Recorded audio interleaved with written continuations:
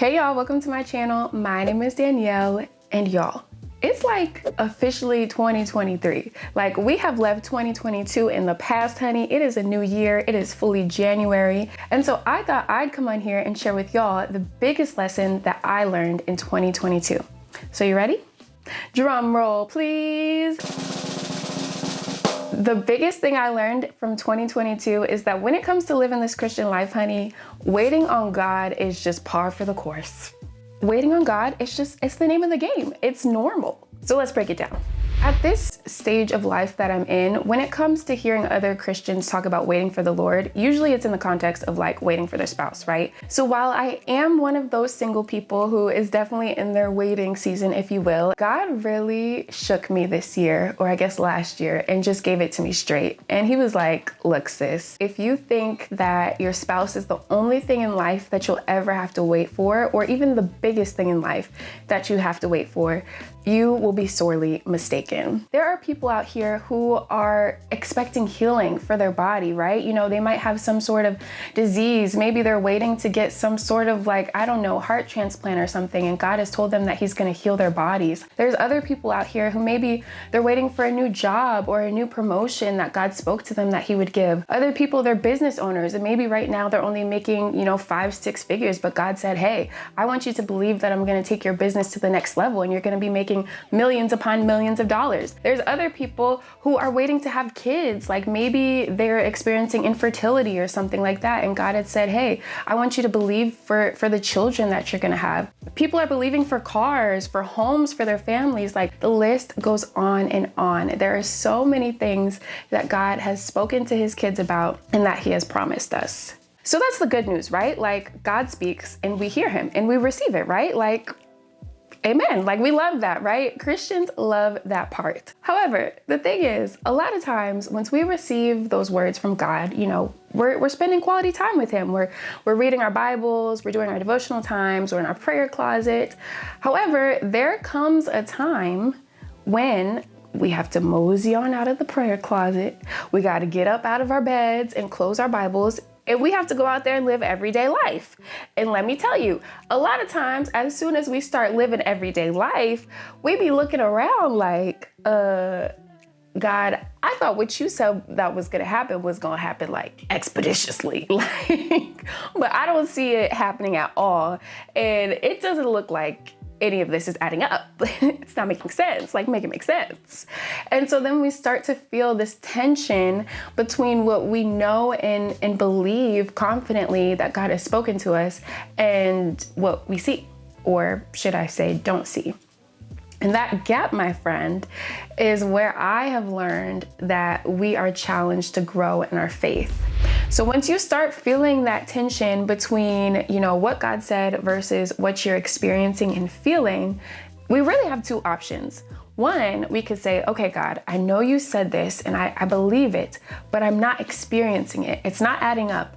However, despite that, I still know who you are. I know your character. I know your word does not come back void. I know you're not a man that you should lie. I know that whenever you send out a word into the earth, that it's always going to come back fulfilled, no matter how long goes in between. And I trust you. So I'm just going to lean into you more, even though I'm experiencing these feelings of tension and uneasiness. Alternatively, you could say, hey, God, like, I heard what you said. My situation is not adding up. It's not making it make sense. And so I'm going to take this situation out of your hands. You tried. That was cute, right? But like, let a real one take it on and let me show you what I could do with it. And a lot of times we won't consciously say that to God, but that's how we'll feel. Is like, God, I gave you time, but like, you didn't show up in the time that I was expecting. So like, just let me take it out of your hands and I'm gonna see what I can do with it, Or actually, there's even a third one. I was lying. Hello. There's a third option. You could say, hey, God, I know you said this, right? However, my situation does not look like what you said. And so I quit. I give up. I am tired of waiting on you. I don't want to do this any longer. I don't even want what you said anymore. So just, forget about it. You don't have to bless me. I'm gonna just live my life. As I bring this video to a close, I want to speak directly to the people who find themselves in a waiting season. And I want to tell y'all two things, all right? So number one, remember that this is a waiting season.